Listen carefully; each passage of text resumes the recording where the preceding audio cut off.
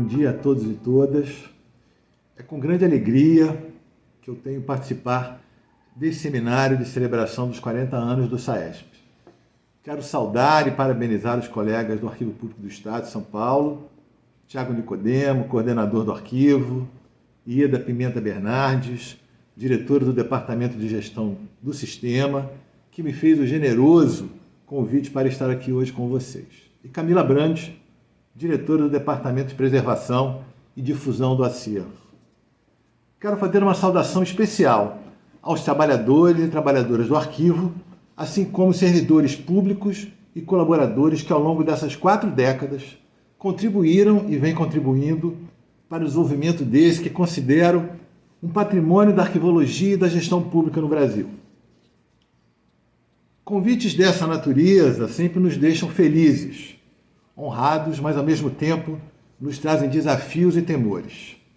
Minha primeira reação foi dizer a Ieda que eu poderia, no máximo, trazer algumas impressões formuladas com a distância de quem se coloca na perspectiva de um observador, de alguém que tem uma visão, um certo interesse pelo tema, pela experiência do SAESP. Em seguida, passei a consultar alguns relatórios, publicações, passear um pouco pelo forte e consistente aparato legislativo construído ao longo dos anos e li algumas entrevistas fundamentais, particularmente a entrevista da professora Luísa Belotto, fornecida em 2014, nos 30 anos do SAESP, publicada em 2023 na Revista do Arquivo. Naturalmente, também procurei acionar minha memória e as memórias de outros. Pois bem, vou então trazer aqui alguns apontamentos na tentativa de combinar elementos retrospectivos, aspectos que considero cruciais para a trajetória virtuosa do SAESP e alguns poucos pontos que, a meu juízo, podem gerar um debate, se apresentar como desafios.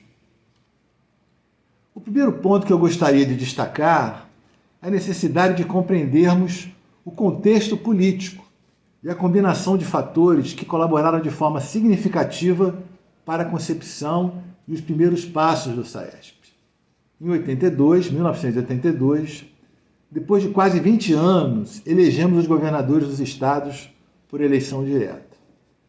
O processo de redemocratização acelerava-se e o pleito resultou em uma expressiva vitória dos candidatos de oposição, e destaco aqui apenas 4 deles, de matrizes políticas distintas, mas que naquele momento representavam a esperança, o anseio de mudança e de encerramento do ciclo ditatorial, o que só ocorreria definitivamente em 1985. Quais são esses 4 governadores eleitos? Tancredo Neves, pelo PMDB em Minas Gerais, Miguel Arraes, também pelo PMDB em Pernambuco, Leonel Brizola, pelo PDT no Rio de Janeiro, e André Franco Montoro, pelo PMDB em São Paulo. Em São Paulo, esse ambiente político favorável à mudança encontrou na universidade e na instituição, o Arquivo Público, o conhecimento científico e técnico que vislumbrava uma oportunidade de realizar, colocar em prática a teoria, os métodos e os conceitos disponíveis, mas, sobretudo, inovar.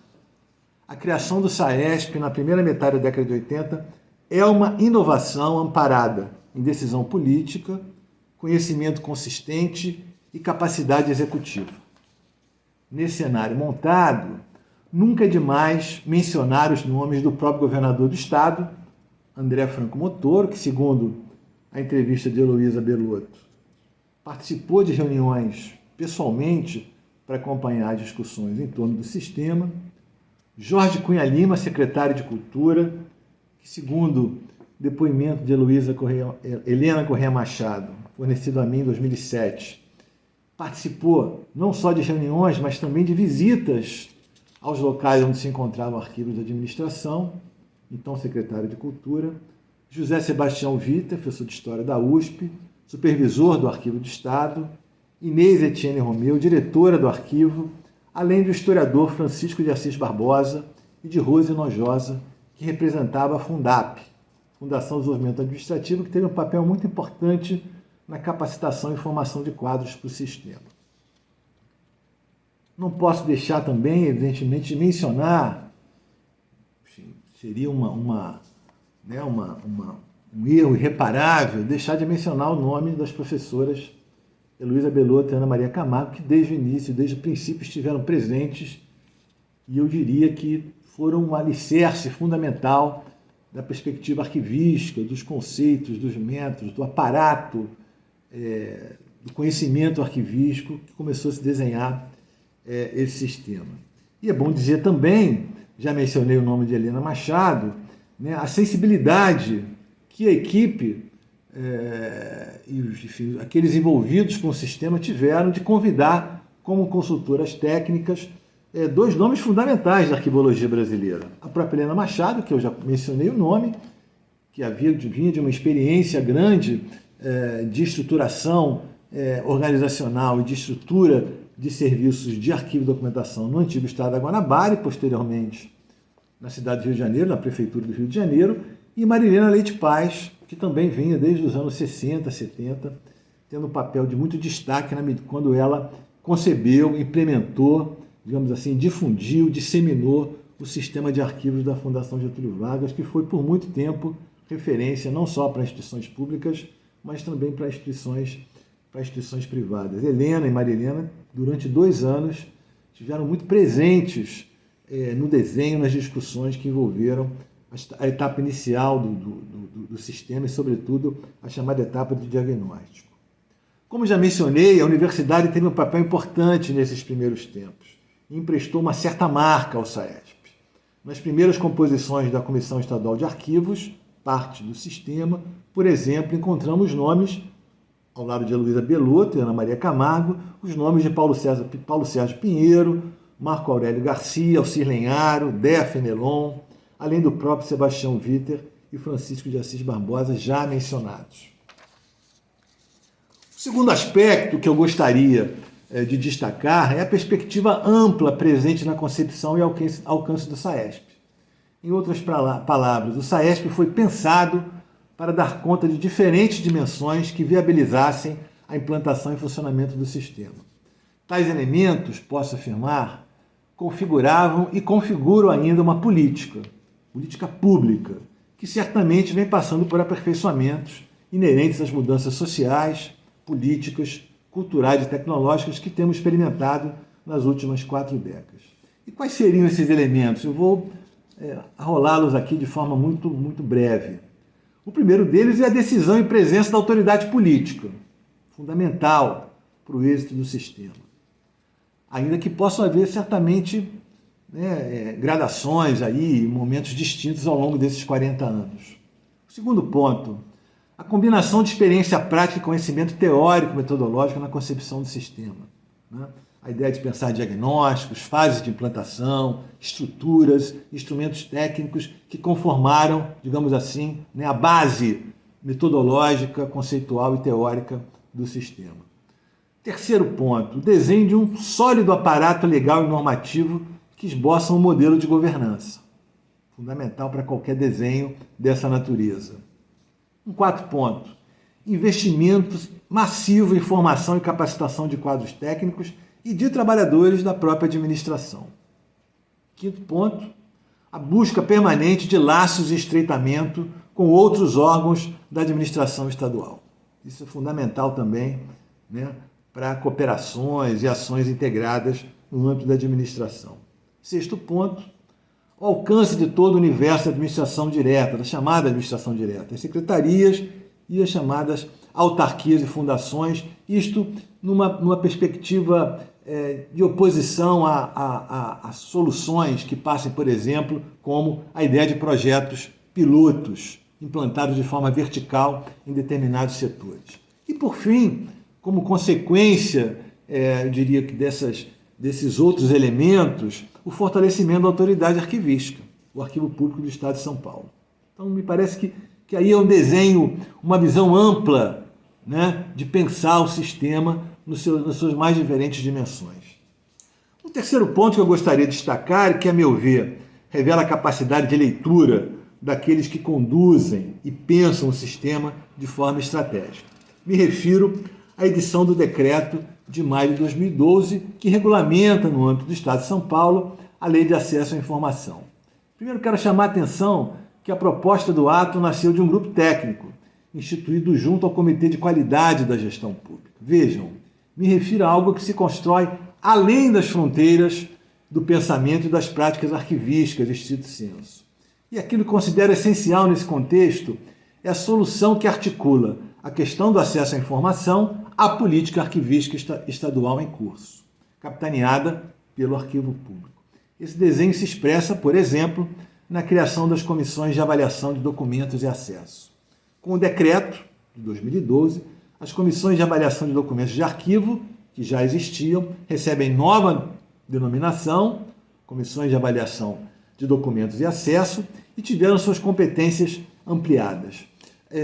Chama a atenção desse ponto, porque nós pudemos acompanhar, em certa medida, o processo, digamos assim, de formulação, de concepção da lei de acesso à informação, ainda que isso mereça estudos e análises, digamos assim, até no âmbito da própria universidade. Mas o fato é que a lei de acesso, ela foi concebida e passou a ser gerenciada pela Controladoria Geral da União, com, digamos assim, um papel quase que marginal e totalmente excludente da autoridade arquivística, federal, o Arquivo Nacional, e isso poderia também ter envolvido outros componentes, outros elementos do mundo dos arquivos. Então, eu acho que São Paulo teve um cuidado e teve um olhar muito, muito particular nesse processo, digamos assim, superando aspectos, eu diria, limitadores e até negativos, do desenho de formulação de concepção e de governança em torno da lei de acesso. É importante destacar ainda, nesse ponto, a previsão de estudos e pesquisas para identificação e análise de documentos, dados e informações que devem sofrer algum tipo de restrição de acesso, a partir de critérios sustentáveis, obviamente. Eu poderia citar outros aspectos inovadores do decreto, mas quero chamar a atenção para o protagonismo da autoridade arquivística que se reafirma, o Arquivo do Estado, e a explicitação da relação orgânica, sistêmica da política de gestão de documentos e de acesso à informação. Esses me parecem os pontos centrais que merecem nossa atenção. Um outro ponto recorrente nas discussões e estudos é o lugar das instituições arquivísticas na estrutura da administração pública. A transferência do APESP, do Arquivo Público, para a Casa Civil em 2007 e sua reestruturação organizacional parece ser um marco, uma mudança de rota, considerando aí a trajetória dele, a partir de 84, pelo menos, vinculada à Secretaria de Cultura. Mas eu diria assim, colocaria... Qual é a avaliação possível sobre a atual vinculação, por exemplo, à Secretaria de Gestão e Governo Digital? Acho que esse debate merece ainda a nossa atenção, e isso pode ser pensado para o âmbito federal, que o Arquivo Nacional, que vem de uma longa trajetória vinculada ao Ministério da Justiça, em dado momento, no começo dos anos 2000, passa para a Casa Civil da Presidência, passa a ter uma trajetória, digamos, de um olhar mais cuidadoso, de mais recursos, de uma atenção maior, sai da Casa Civil, volta para o Ministério da Justiça e, recentemente, foi vinculado ao Ministério da Gestão e Serviços Públicos, que eu particularmente considero um lugar que teria potencial, seria um lugar de potencial valor para o posicionamento do arquivo, mas isso não tem se revelado pelo que a gente tem acompanhado nesses 2 anos. Então esse debate é um debate importante que merece atenção e quero dizer, no caso do arquivo, a vinculação é importante, mas o que me parece mais importante é uma certa permanência, uma estabilidade do sistema como política pública. E isso foi consolidado, vem sendo consolidado ao longo dessas décadas. São alguns pontos iniciais e já me encaminhando para finalizar, eu gostaria de fazer menção a alguns aspectos que certamente integram ações em curso, podem estar no radar de vocês ou no planejamento de ações futuras, mas eu acho que vale a gente fazer algum tipo de reflexão. O primeiro desses pontos é que as políticas e sistemas de gestão documental e acesso à informação precisam dispor de um modelo de governança que seja inclusivo, seja capaz de contemplar determinados segmentos da burocracia pública, sem dúvida, mas sobretudo, especialmente os agentes sociais, organizações da sociedade de base comunitária, que atuam cada dia mais na defesa dos direitos humanos e na produção e geração de documentos, dados e informações, e, em alguns casos, superando as agências e serviços de governo. Só para citar como exemplo, nós temos aqui no Rio de Janeiro, isso está em estudo, num projeto que a gente vem conduzindo aqui na Fiocruz, né, dados do período da pandemia, que mostram que algumas organizações de comunidades, de favelas, de complexos importantes da cidade, no contexto da pandemia, desprotegidas muitas vezes de dados e de serviços por parte do Estado, produziram soluções, saídas, instrumentos, ferramentas que pudessem dar a eles, trazer dados e produzir informações voltadas para a proteção daquela comunidade no contexto da pandemia de Covid. Então, isso é apenas um exemplo para a gente pensar essa questão do modelo de governança e que medida a gente de fato consegue trazer para esse desenho de política pública a sociedade, né?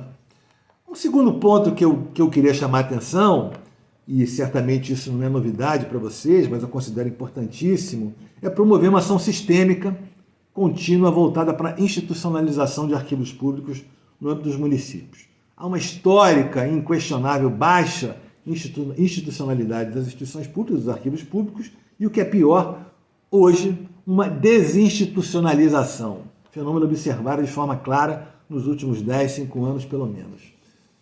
Esse me parece fundamental, esse trabalho, e o Arquivo Público do Estado, né, amparado, né, no sucesso, na trajetória virtuosa do sistema, pode conduzir e tem um papel importante nisso. O terceiro ponto, e que eu tenho repetido ao longo de alguns anos, e me parece fundamental, eu queria lançar aqui, né, hoje, desses 40 anos do SAESP, que eu penso que é fundamental para o campo dos arquivos e da arquivologia uma ampla pesquisa de âmbito nacional ou regional, no caso de São Paulo, que procure captar o que nós chamamos de percepção pública sobre os arquivos, as instituições, os arquivos públicos e os arquivistas. O que são os arquivos para a população? Para que servem? Qual a função? O que pensa a população sobre os arquivos, as instituições de arquivos e seus profissionais? É preciso produzir dados e informações que nos auxiliem a traçar políticas, planos e ações. A comunidade científica brasileira tem uma longa, importante tradição consolidada de pesquisas de percepção pública sobre a ciência, né? Isso vem sendo feito ao longo dos anos, e algumas até mais recentes com recortes temáticos sobre o que pensam os jovens sobre a ciência, né? Esse tipo de esforço me parece fundamental.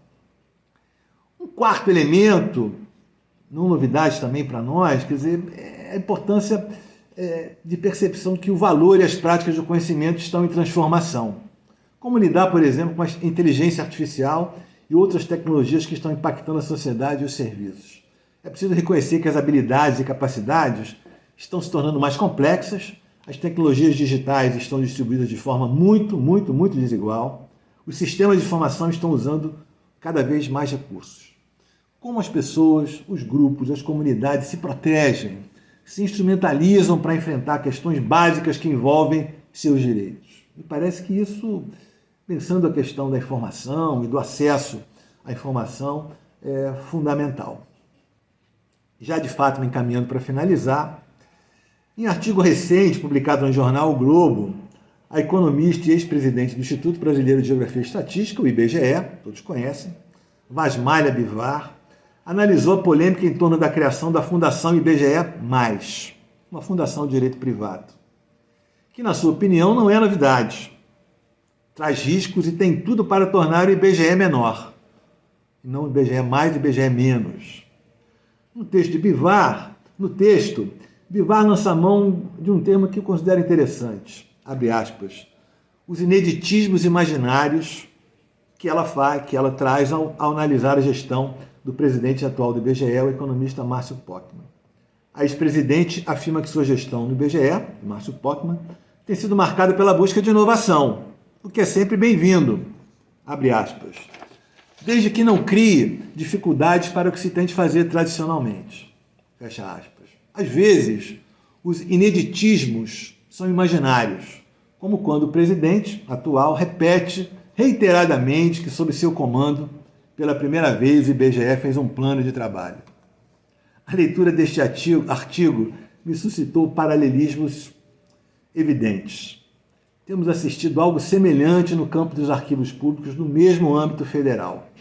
Uma onda de ineditismos imaginários e pregação de bandeiras e supostas verdades que não encontram ressonância e explicação na realidade política e arquivística. O SAESP não precisa de ineditismos imaginários. E por quê? Porque sua trajetória está repleta de realizações concretas, comprováveis, muitas delas com a assinatura da originalidade, que sempre procurou se apoiar no conhecimento profissional, na conduta republicana, democrática e no respeito aos direitos da cidadania. É preciso perseguir estes valores, reafirmá-los a todo momento e a eles agregar os princípios da cooperação, da multipolaridade, da valorização e integração das expertises e diferenças e do trabalho cooperativo em rede. Penso que, com a recém-criada rede de arquivos públicos estaduais, temos em mãos uma ótima oportunidade de construirmos esse convívio e essa articulação tão importante e fundamental para a vida, para a sobrevivência, para a reprodução e para garantir as instituições arquivísticas no país. Para finalizar agora, de fato, não poderia deixar de dedicar essas breves palavras à memória das professoras Ana Maria Camargo e Heloísa Belotto. Vida longa ao SAESP. Obrigado. 40 anos. SAESP.